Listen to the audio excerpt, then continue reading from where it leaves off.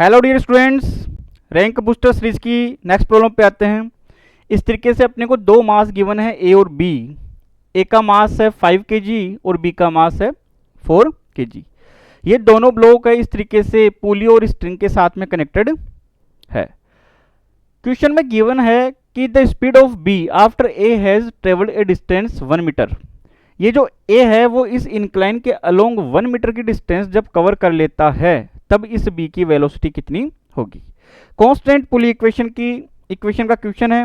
यहां से अपन देख सकते हैं यहां टेंशन कितना होगा टी, यहां भी कितना हुआ टी, ये टेंशन कितना हुआ टी, तो इस वाले ब्लॉक के ऊपर कितना होगा 2t। तो मैं यहां से बना सकता हूं, ये हो गया यहां से बी का मास है अपने पास में 4 kg और ये अपने पास में हो गया ए का मास कितना है 5 kg। तो जो ए के साथ में स्ट्रिंग कनेक्टेड है उसके अंदर टेंशन कितना है टी, तो ये कितना हो गया यहां से ये टी। और बी के साथ में जो कनेक्टेड है स्ट्रिंग उसके अंदर टेंशन कितना हुआ 2t।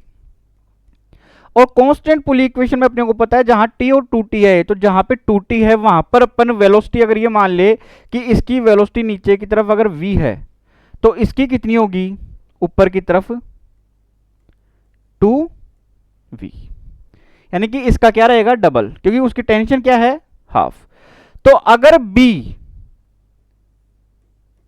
The speed of b की स्पीड निकालनी है, A has travelled a distance 1 metre, कि ए कितनी डिस्टेंस कवर कर ले 1 मीटर, तो ए ऊपर की तरफ कितनी डिस्टेंस कवर कर रहा है 1 metre.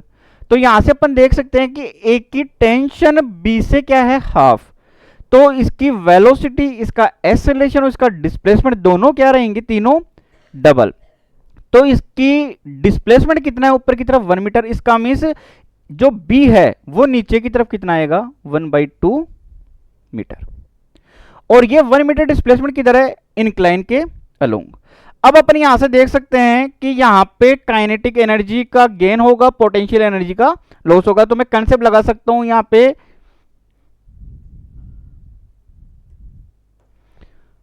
Gain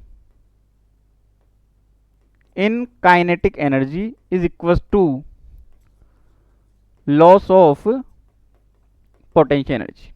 work energy theorem से भी अपन इसको सोल्व कर सकते हैं। तो यहां पे अपन देख सकते हैं कि ये रेस्ट से स्टार्ट हो रहा है, तो इनिशियल काइनेटिक एनर्जी दोनों की ही क्या है 0।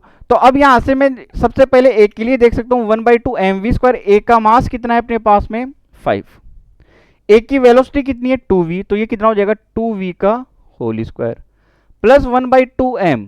बी का मास कितना है 4, वेलोसिटी कितनी है v, तो ये v² हो गया यहां से। अब अपन यहां से देख सकते हैं कि जो ए है इस तरीके से, जो ए है वो इधर 1 मीटर जा रहा है, कितने एंगल के ऊपर 37 डिग्री पर इनक्लाइन के अलोंग। लेकिन अपने को केवल वर्टिकल कंपोनेंट चाहिए कि ये कितना हाइट गया या फिर कितना हाइट नीचे आया। तो इस डायरेक्शन के अंदर कितना होगा इसका कंपोनेंट होगा 1 sin 37, तो sin 37 कितना होगा 3/5, तो ये कितना होगा 3/5 मीटर।